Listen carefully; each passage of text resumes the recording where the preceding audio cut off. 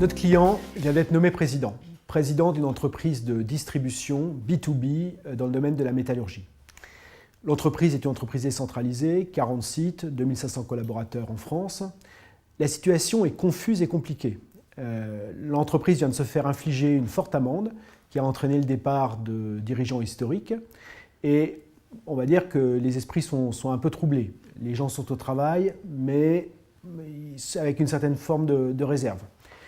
Cette situation de flottement ne peut pas continuer. Il faut trouver des solutions et la manière de faire repartir l'entreprise avec des orientations pertinentes et de nouveaux ressorts de motivation. D'un côté, des consultants travaillent sur les chiffres et nous, Grand Angle, de l'autre côté, nous faisons deux choses.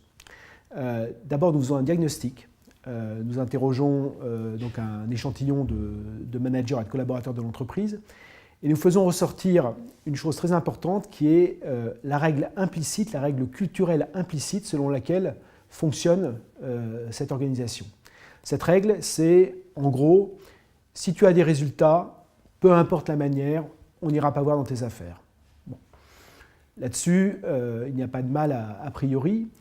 Sauf que il est fait ressortir en parallèle qu'il y a des vrais problèmes de performance sur toute une série de sites, que de l'argent est laissé sur la table dans toute une série de sites, que les problèmes de sécurité sont très mal gérés, il y a beaucoup d'accidents du travail, que les diversifications qui sont souhaitées ne se produisent pas parce que les gens ne suivent pas ce qui est proposé.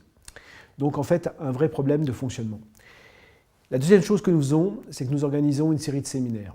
2 séminaires de 2 jours chacun avec les principaux managers de l'entreprise, au cours desquels sont partagés ces diagnostics, mais au cours desquels aussi sont travaillées toutes les questions qui vont faire qu'il y aura un intérêt à avoir un fonctionnement plus convergent.